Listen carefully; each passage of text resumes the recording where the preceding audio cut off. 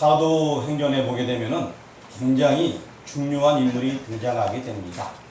오늘 어떤 사람이 등장하죠? 예? 뭐라고요? 예, 고넬료라는 사람이 등장하게 됩니다. 오늘은 우리가 이 제목을 가지고서 하나님 인정하시는 가정이라고 정의하면서 간략하게 하나님께서 인정하시는 가정이 무엇인가를 살펴보고자 하는데요. 그러나 포괄적으로 우리가 성경 전체의 사도행전을 볼 때는 이 고넬료라는 인물이 굉장히 중요하다 하겠습니다. 왜냐하면 사도 바울이 이제 이방인 사람들을 위하여서 복음을 전하는 그러한 사람으로서 사도로 세움을 받게 되게 됩니다.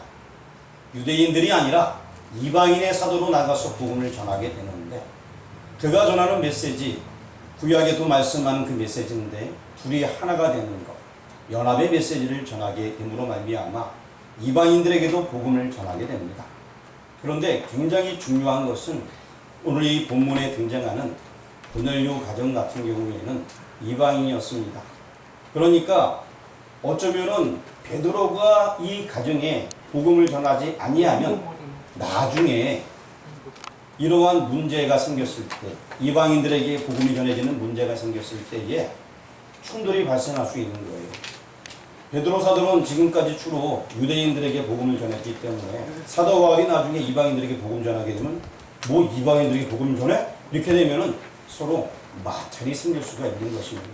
그래서 하나님께서 특별히 이 이방인 사람을 불러서 베드로에게 환상 중에 여러 가지 일들을 경험하게 하시고 이 가정에 복음을 전함으로 말미암아 이방인에게도 복음이 전해지게 됨을 알고 깨우치게 하십니다.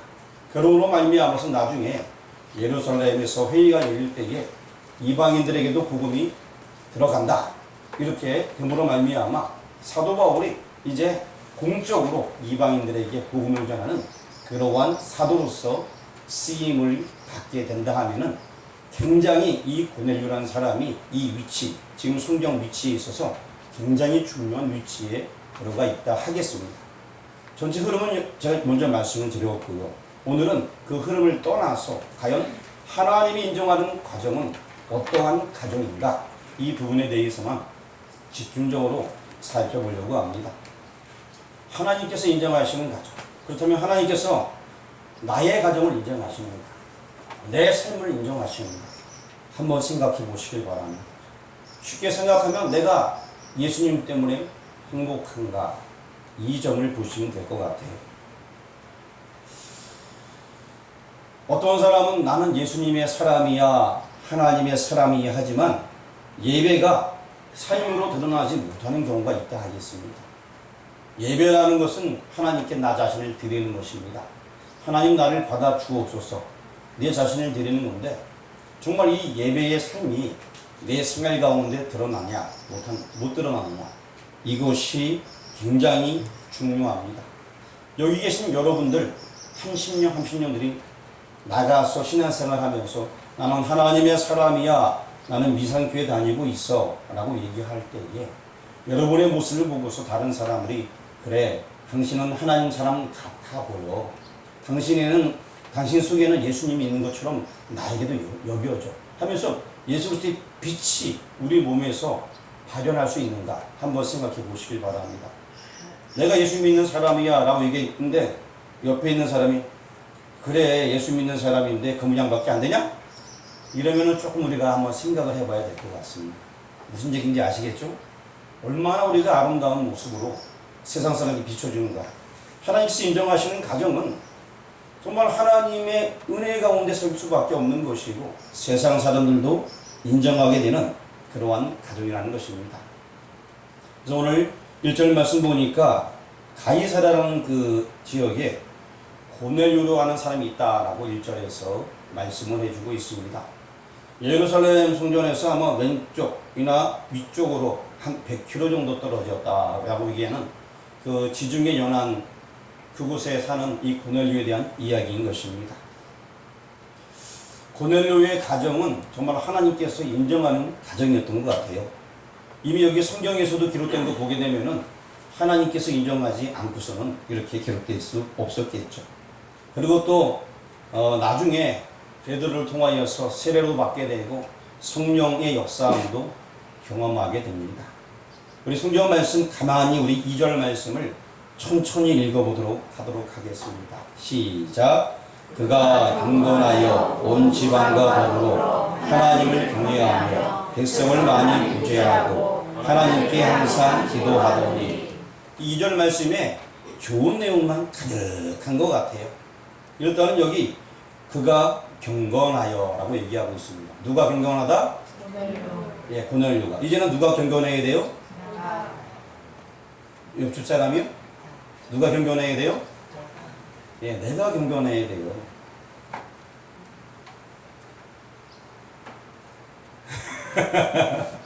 다시요. 누가 경건해야 된다고요? 예, 이제는 아내가요? 내가 그냥 내는데 내가 이러네요. 말을 바꿔서 앞에 아자를 넣어갖고 내가. 자, 내가 하나님 앞에서 경건해야 됩니다. 이 경건이라는 용어는 유세베스라는 그 말에서 나오게 됐는데 예배자라는 그런 의미도 가지고 있고요. 하나님의 손품을 얘기할 때 이 경건에 대해서 이야기를 하게 됩니다. 그러합니다. 우리가 하나님 앞에 예배드리는 예배자로서 항상 승리해야 됩니다. 나의 경건이 다른 사람에게 비치는 역할을 감당해야 될 것입니다. 여기 나와 있는 고넬료, 이 사람은 경건한 사람이었습니다. 사람이 인정하고 하나님이 인정했습니다. 우리도 그렇게 경건하다 인정받는 예배자가 되길 주의 이름으로 축원합니다. 예배 드릴 때 마음을 다해서 드리는 거예요. 나는 예배를 너무 깊이 있게 말씀을 묵상하다 보니까 눈을 처음부터 끝까지 감고 있어. 감고 있어. 그냥 이렇게 코에서 소리 나면서. 자, 예배자라는 것은 찬양을 통하여서 우리가 예배를 드릴 수 있는 것이고요. 예배라는 것은 우리 집에서도 성경 말씀을 통해서 내 자신을 드릴 수 있는 거예요. 하나님과의 관계 속에서 소홀히 하지 아니하는 삶, 그리고 또 이웃과의 관계 속에서도 정말 소홀히 하지 아니하는 삶, 하나님의 경건이 비춰지는 것, 다른 사람은 이것이 바로 경건이라 하겠습니다. 이러한 경건이 우리에게도 있길 주의 이름으로 축원합니다. 두 번째는 우리 말씀 가만히 보니까 그 다음에 뭐라고 적혀 있습니까? 온 지방과 더불어 하나님을 경외하며. 이제부터 중요한 것이 뭐냐면 가정과 함께 하는 거예요. 가정. 그런데 이 온 집안이 하나님을 경외했다. 아까는 스스로 경건했다면 이제는 그 집안 전체가 하나님을 경외했다. 경외라는 여러분 알다시피 경애가 아니고 경외입니다. 이 경외라는 것은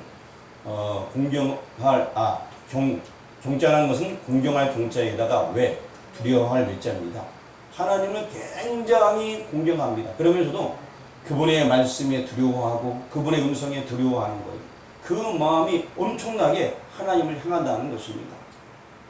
그래서 우리가 그 하나님을 나의 구주로 삼고 주께서 말씀하시면 아멘 하면서 받아들이고 하나님의 말씀에 무슨 일이든지 할 수 있는 그런 마음을 가리키는 것입니다. 그래서 이 하나님을 경외한다.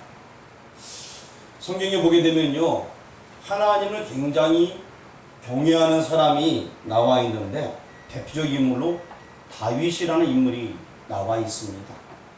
사울도 왕이었습니다만 그는 법궤를 방치해 두었어요. 자기가 왕 모든 시간 가운데. 하지만 다윗은 자기가 왕이 되자마자 이제 예루살렘 지형을 정벌하게 되고, 그리고 이제 그곳에 다윗성을 이제 명하게 되고, 그리고 나서 거기다가 가장 먼저 법궤를 안치하게 됩니다. 하나님을 인정하는 거예요. 하나님을 두려워하는 거예요. 나는 내 힘으로 뭘 하는 것이 아니라 이제 하나님의 뜻에 따라서 주의 말씀에 따라서 행하겠다, 이것입니다. 바로 하나님을 경외하는 것입니다. 또한 어려움 가운데서도 항상 하나님께 기도합니다. 자기의 생명이 위급한 상황에서도 전적으로 하나님을 의뢰하는데 지금 전쟁 중에 막 질 것 같아요. 지금 내 목숨이 왔다 갔다 할 때도 또 사울을 피하여 숨어 있을 때에도 어떻게 얘기하냐면 하나님 이길 것을 주시니 피할 길을 예비해 주시니 감사합니다. 아직 피하지도 아니했어요. 이기지도 아니했어요. 전쟁 때나 숨어 있을 때 앞으로 되어질 그 하나님을 전적으로 신뢰하면서 감사합니다. 찬양의 기도를 드립니다. 이것이 바로 하나님을 경외하는 것입니다. 또한 어떤 때에 무슨 일이 있던 간에 하나님께 묻게 됩니다. 사소한 일이라도 하나님 내가 전쟁에 나가려고 하는데 이때 어떻게 하면 되겠습니까? 그럼 하나님께서 이렇게 해라. 또 뽕나무 틈에서 소리가 들리거든 나가 싸우라. 뭐 세명까지 다 물어봐갖고 하나님께서 말씀하시는 대로 하는 거예요. 정녕 이 다윗 같은 사람은 하나님을 경외하고 또 그 말씀에 순종하는 사람이었습니다. 그렇다면 우리 가정이 어떻게 하면 하나님을 경외할 수 있을까? 가장 쉬운 방법이 있습니다. 우리 가정이 하나님을 그래도 잘 모르겠지만 경외하는 첫걸음이 있었어요. 그게 뭐냐? 한번 따라 하시기 바랍니다. 가정 예배. 가정 예배 드리시기 바랍니다. 우리가 하나님을 경외하는 가장 큰 첫 단추는 가정 예배 드리는 거예요. 가정 예배 드리는 가정이 있으면 손들어 주시길 바랍니다. 이 가정 예배가 굉장히 중요해요. 혼자 있으면 혼자서 예배 드리되 가족도 이름 불러가면 예배 드리면 됩니다. 이 예배가 굉장히 중요합니다. 하나님과의 관계를 맺는 초석이에요. 가정 예배를 안 드리면 안 됩니다. 매일매일 가정 예배를 드리면 말씀을 보고서 그리고 우리를 되돌아보게 되고 또 내일의 계획도 짜게 되고 이것이 가정 예배예요. 자, 하나님을 경외하는 가정이 되기 위해서는 뭐 해야 된다? 실천을 생각하면 우리가 예배를 드려야 가정 예배. 다른 건 많이 있어요. 근데 다 좋다고 쳐요. 하지만 가장 기본은 가정 예배예요. 가정 예배를 드리겠습니다 하시는 분만 의자에 앉아 계시기 바랍니다. 자, 그럼 가정 예배를 드리겠습니다 하시는 분은 의자에 앉아 있던가 서 있던가 둘 중에 하나를 택하시길 바랍니다.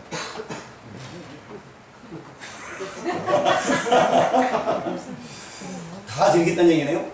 예, 의자에 앉아 있거나 서 있거나 둘 중에 아무거나 택하신 분은 다 가정 예배 드리는 겁니다. 공중에 떠 있겠다 이런 사람만 드리지 마세요. 자, 공중에 떠 계실 분. 예. 예전에 어떤 사람이 자기 공중분양 한다고 막 이러던 사람 나왔는데 공중분양 하는 건 잘 못 봤습니다만, 자, 앉아 있거나 서 있거나 여러분 가정 예배로 승리하시길 바랍니다. 이게 하나님을 경외하는 가정의 초석이에요. 자꾸 들여다보면요 그게 뭔지 알게 돼요. 성경 한 장이라도 여러분 매일 읽으세요.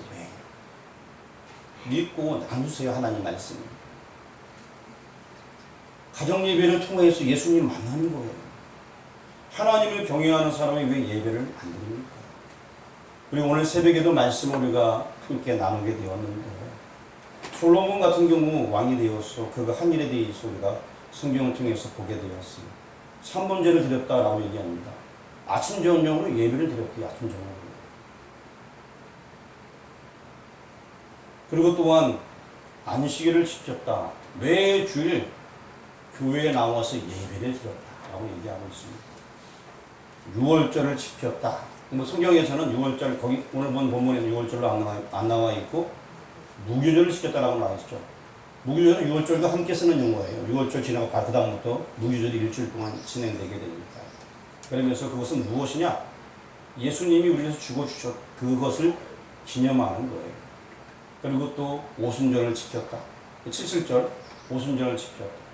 그리고 또 초막절을 지켰다. 예수님의 재림에 대한 이야기죠. 그래서 그 모든 것을 지켰다라고 얘기하고 있습니다. 근데 가장 기분이 뭐냐? 매일 3번제를 드렸다. 아침 저녁으로 주님과 교제했다는 것입니다. 아침에 눈 뜨면 일어나면 여러분 하나님 간밤에 지켜주시니 감사합니다. 기도하며 출발합니다. 그리고 저녁에 식구들 모여서 가정 예배를 드리는 거예요. 제가 유대인들 생활에 대해서 예전에 말씀드린 바가 있습니다. 자녀들이 아무리 늦게 들어오고 술 취해 들어오더라도 부모님이 기다렸다가 그 아이가 새벽 4시에 들어와도 말씀을 익힌다고 해요. 읽히고. 그러고서 지옥이 됩니다. 무조건이에요, 무조건. 가정 예배가 기본이에요. 하나님의 말씀이 그 가운데 살아있어야지만 하나님 경외하는 법도 배우게 되는 것입니다. 뭔가 모르게 우리가 이렇게 하다 보면은 그것이 몸에 배어지게 되고 그것이 생활로 나타나게 되고 나중에 그 말씀이 내 머릿속에 들어와서 내 심령을 움직이게 되는 것입니다. 자, 가정 예배를 안 드리겠습니다 하신 분만 두 손 들어주길 바랍니다. 다 드리는 걸로 알겠습니다. 자, 너무 어려운가요? 어떤 분은 이 망설이고 자, 하나님을 경외하는 가정, 그 가정은요 가정 예배를 드려야 됩니다. 또한 이제 주님 말씀 가만히 보니까 그 다음에는 그 가정이 뭐 했다고요? 예, 백성을 많이 구제하고 구제를 했다는 것입니다. 교회가 세상을 향해서 할 일은 복음 전하는 것이 가장 앞섭니다. 그리고 또 구제를 해야 됩니다. 베푸는 거 선행해야 돼요. 교회가 해야 됩니다. 그거 하나도 안 하고 복음 전해보세요. 그게 복음이 잘 들어가겠습니까? 복음 전하는 것은요, 복음 자체가 가장 중요합니다. 거기에 다른 것들이 따라가야 되는데 구제와 선행들이 따라가야 될 것입니다. 성경을 한번 찾아보려고 합니다. 야고보서 2장 14절 말씀입니다. 자, 찾으셨죠? 네, 그러면 한번 읽어보도록 하겠습니다. 시작. 내 형제들아, 만일 사람이 믿음이 있노라 하고 행함이 없으면 무슨 유익이 있으리요? 그 믿음이 능히 자기를 구원하겠느냐? 나는 믿음이 있어 하고 그 행실이 정말 믿음 없는 사람처럼 행하면은 그거 바른 거 아니라고 좀 얘기하고 있는 거예요. 나 예수님 마음속에 있어! 라고 말은 하지만 예수님이 없는 사람처럼 행동한다. 우리가 그건 좀 생각을 해봐야 됩니다. 예수님을 제대로 마음속에 한번 모시기만 하면 그분의 은혜 가운데 따라 살게 되는데 행함이 있는 사람을 살게 되는데 행함이 없다. 한번 생각해 봐야 된다는 것입니다. 사실 이 야고보서의 이야기는요. 믿음을 전제로 한 행함을 얘기하고 있는 거예요. 사람들이 행함 가지고 구원 얻는다라고 착각하고 있는데 절대 그렇지 않습니다. 믿음이 있으면 믿음이 있어야지만 구원받습니다. 하지만 이 야고보서를 보면서 야, 얘 행함이 있어야 구원받는 거네? 오해할 수가 있어요. 하지만 이 야고보서의 모든 이 행함이라는 것은 믿음 기초 위에 행함을 얘기하고 있는 거예요. 믿음 있는 행함을 얘기한다. 이렇게 보시면 되겠습니다. 잘못 오해해서 이걸 보면서 그러면 난 믿음 없어도 행함을 해야겠지. 행함으로 구원 얻어야지. 이러면 정말 곤란한 거예요. 무슨 얘기인지 아시겠죠? 이 14절의 이 말씀은 이런 얘기예요.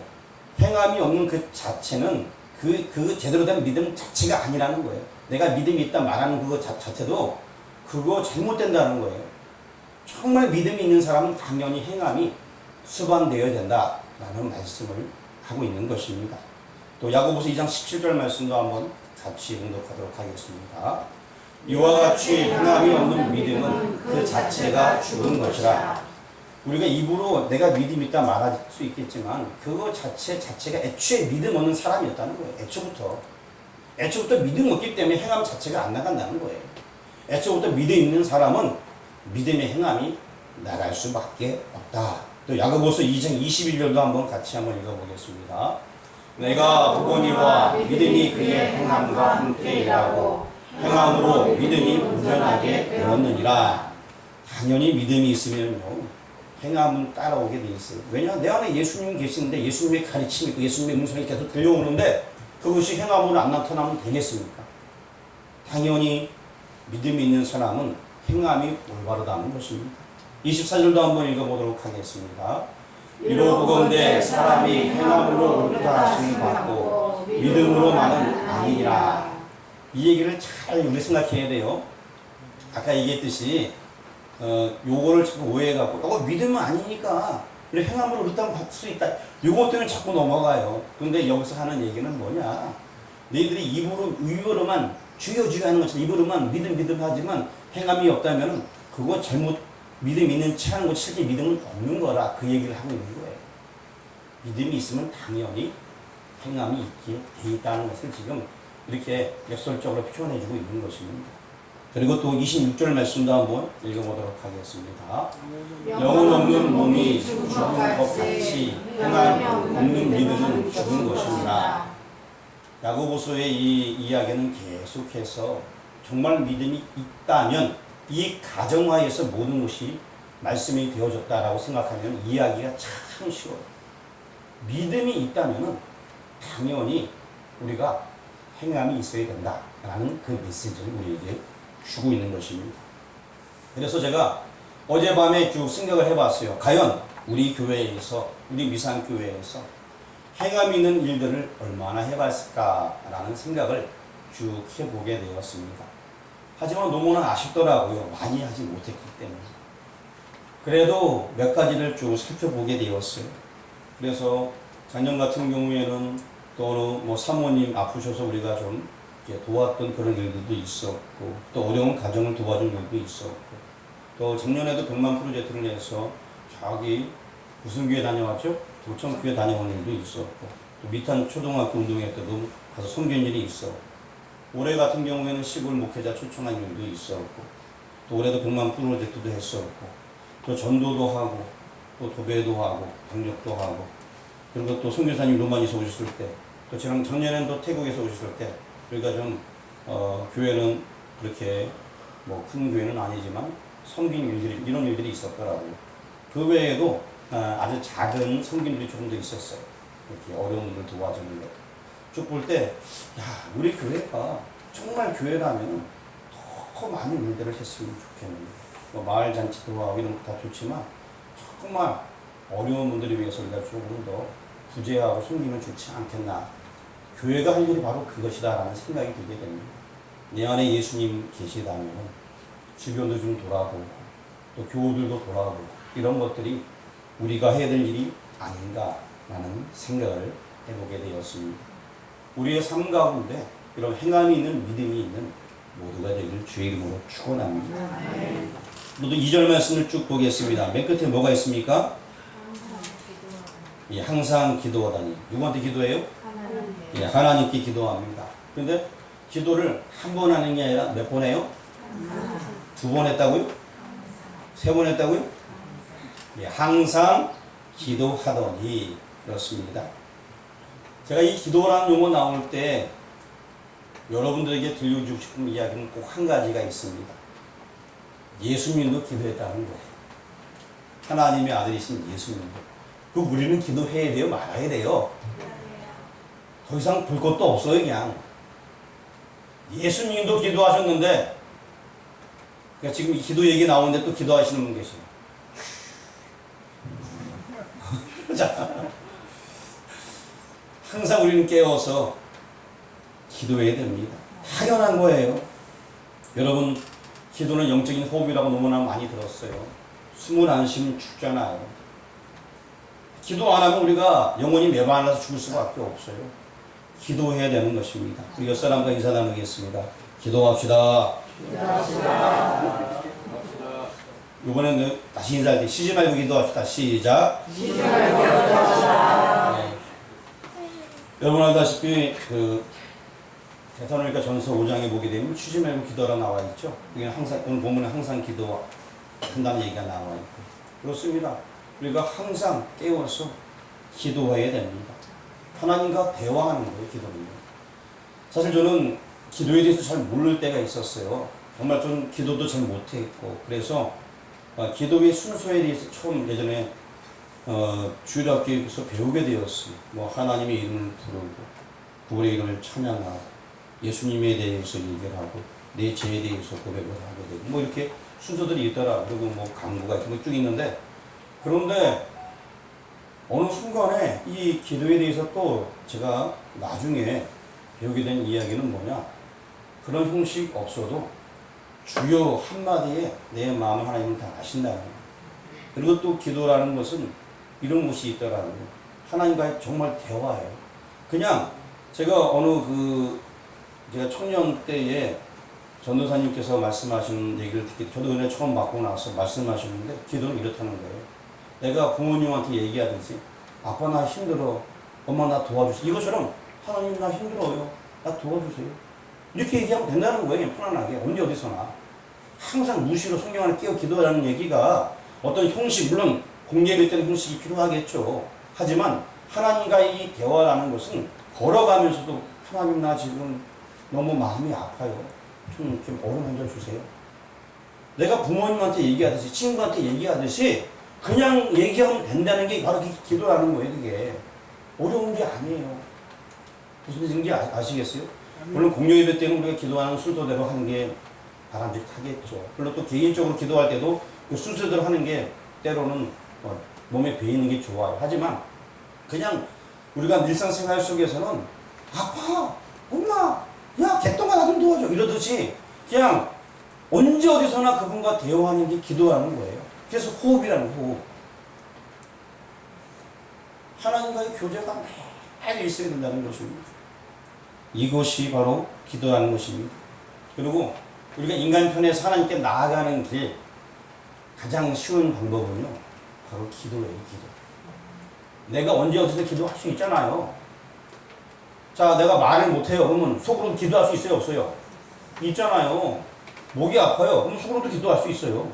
기도는 또 내가 화장실에서도 배가 아파서 있을 때도 기도할 수 있단 말이에요. 배가 아픈데 좀 내려가면 할 수 있잖아요.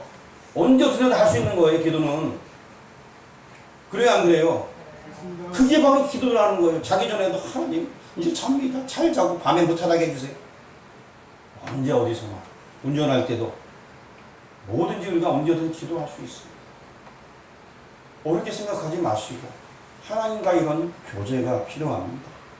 하나님께 나아가는 인간의 가장 쉬운 방법, 정해진 예배 시간 가는 것도 좋지만 물론 가야 됩니다. 하지만 가장 기본적인 것은 언제 어디든지 기도하는 거예요. 그래서 이것이 좀 더 구체화로 생활화되기 위해서는 매일 큐티를 하시길 바랍니다.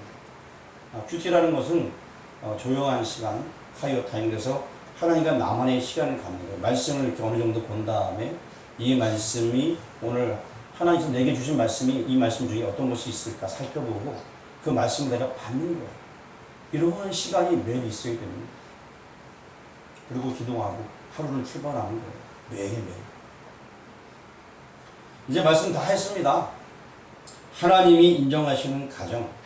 첫 번째는 내 스스로 예수님의 빛을 발할 수 있는 그런 경건한 사람 되도록 노력하는 것. 예배에 흠이 없도록 열심을 다하는 사람. 이런 사람을 얘기하고 있습니다. 하나님께서 인정하는 가정은요, 하나님을 경외하는 것입니다. 그래서 아까 구체적으로 뭘 해라? 뭘 해라? 예, 공중에 떠 있는 사람만 말고 모든 사람은 뭐 해야 된다? 가정 예배를 드려야 된다. 앉아있든지 서 있든지 뭐 해야 된다? 가정 예배를 드리게 된다. 그리고 또 세 번째, 우리가 믿음의 선한 행동이 있어야 됩니다. 그것이 뭐냐? 많이 구제하고 또 섬기고 내가 구제할 게 없으면은 옆에 사람 섬겨주고 도와줄 수 있잖아요. 이런 것들 따뜻한 한마디 해줄 수 있잖아요. 이 믿음의 선한 행동으로 표출되어야 되는 것입니다. 구제라고 하니까 꼭 나한테 있는 걸 많이 다른 사람한테 준다 이런 개념보다 내가 옆 사람한테 줄 수 있는 가장 좋은 것이 무엇일까? 사랑의 말 한마디. 그리고 또 줄 수 있는 가장 좋은 게 뭐냐? 복음이에요, 복음. 이게 가장 위대한 선물이에요. 이건 나눠주는 거예요. 이것이 바로 하나님께서 인정하시는 그런 가정입니다. 그리고 또 하나님께서 인정하시는 가정은 기도하는 가정입니다. 그런데 오늘 이 말씀 들었는데 내가 먼저 기도하는 모습을 보여줄 때 다른 사람들도 다른 가정 구성원들도 그것을 나도 모르게 은연히 따라갈 수 있게 되어 있습니다. 근데 나도 하나도 기도도 안 하고 야 기도 좀 해! 내가 예배하다 야 예배 좀 드려! 누가 하겠어요? 누가 해야 돼요? 네. 기도, 예배, 구제 이거 다 바로 내 스스로 해야 됩니다. 내 자신을 하나님께 드리는 여러분 되길 주의 이름으로 축원합니다.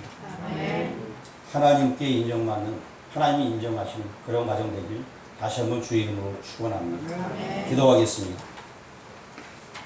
우리도 이방인이었지만 하나님께서 우리 모두를 인정해 주시어서 하나님 자녀 되게 해주시니 감사합니다. 이제 아버지 우리의 삶들이 정말 하나님께서 인정하실 만한 아름다운 가정으로 세워질 수 있도록 인도하여 주옵소서. 예배로 승리하길 원합니다. 나뿐만이 아니라 가정 예배 드려서 가정 전체가 예배로 승리하길 원합니다.